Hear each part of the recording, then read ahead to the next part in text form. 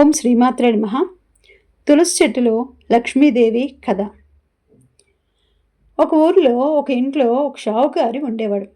అతనికి ఒక కూతురు ఉండేది. రోజు తులసి చెట్టుకి నీరు పోస్తూ ఉండేది. అలా ఒకరోజు పోస్తున్న సందర్భంలో ఒకరోజు తులసి చెట్టు నుంచి లక్ష్మీదేవి వచ్చింది. లక్ష్మీదేవి వచ్చి, "నువ్వు నాతో స్నేహం చేస్తావా?" అని అడిగింది. దానికి అమ్మాయి, "మా నాన్నని అడిగి చెప్తాను, నీతో స్నేహం చేయాలా వద్దా అని" చెప్తుంది. మర్నాడు వాళ్ళ నాన్నతో చెప్తే వాళ్ళ నాన్న, "ఆమె లక్ష్మీదేవి, ఆవిడ ఏమడిగితే అవి తప్పకుండా నువ్వు చెయ్యాలి" అని అంటాడు వాళ్ళ నాన్న. అమ్మాయి రోజులాగే నీరు పోయడానికి వెళ్తుంది. అప్పుడు లక్ష్మీదేవి, "నువ్వు నాతో స్నేహం చేస్తావా?" అని మళ్ళీ అడుగుతుంది. "అలాగే చేస్తాను" అని చెప్తుంది. "నువ్వు మా ఇంటికి భోజనానికి రా" అని పిలుస్తుంది లక్ష్మీదేవి ఆ అమ్మాయిని. ఆ అమ్మాయి వెళ్ళి వాళ్ళ తండ్రి గారితో చెప్పి, వాళ్ళ నాన్న, "వెళ్ళమ్మా" అని అంటాడు. లక్ష్మీదేవి ఇంటికి వెళ్తుంది. లక్ష్మీదేవి అన్ని రకాల పిండి వంటలు చేసి పెడుతుంది. అన్ని రకాల పిండి వంటల్ని బంగారు వస్తువుల్లో పెట్టగానే ఆ అమ్మాయి అలా చూస్తూ ఉండిపోతుంది. దానికి ఆ అమ్మాయి, "ఈరోజు నాకు మంచి విందు ఏర్పాటు చేసావు, బాగుంది, కానీ మా ఇల్లు పాడుపడిపోయింది, మా ఇంట్లో తినడానికి ఏమీ లేవు, గంజి నీరు తాగుతాము మేము" అని అంటుంది. "నువ్వు నా స్నేహితురాలివి, ఏమీ బాధపడకూడదు, అన్నీ తిను."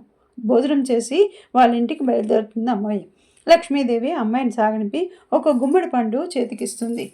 "ఇది నీకు కావాల్సినవి చేసుకో ఈ గుమ్మడి పండుతో" అని చెప్తుంది. ఆ గుమ్మడి పండు కొయ్యబోతుంటే కత్తి బంగారు కత్తి అయిపోతుంది. గుమ్మడి పండు తెరవగా కోయగానే దానిలో వజ్రాలు, వైడూర్యాలు, మాణిక్యాలు, బంగారు కాసులు అన్నీ వస్తాయి.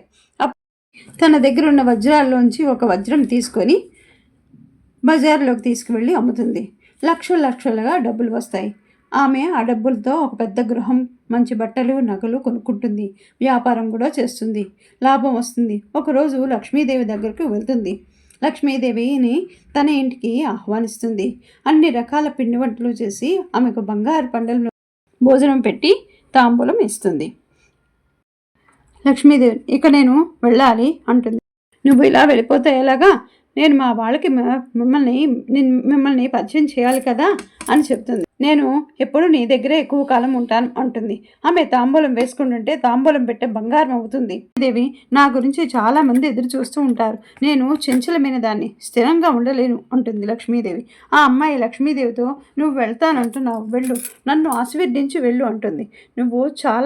నేను నిన్ను చాలా ఆశీర్వదించాను, నీ సంపద ఎప్పుడూ తరగనంత ఇచ్చాను, వాటితో దాన ధర్మాలు చెయ్యి, నిత్యము పూజలు చెయ్యి, వ్రతాలు చెయ్యు, నువ్వు ఎక్కువ దాన ధర్మాలు చేస్తే నీకు అంత ఎత్తుకు ఎదుగుతావు అని ఆ అమ్మాయిని ఆశీర్వదించి వెళ్ళిపోతుంది లక్ష్మీదేవి విఘ్నేశుడు.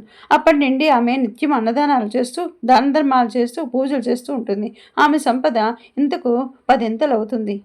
ఓ లక్ష్మీమాత, షావుగారు అమ్మాయిని ఆశీర్వదించినట్లు మమ్మల్ని కూడా ఆశీర్వదించు తల్లి. ఓం నమో లక్ష్మీ నారాయణాయ నమః.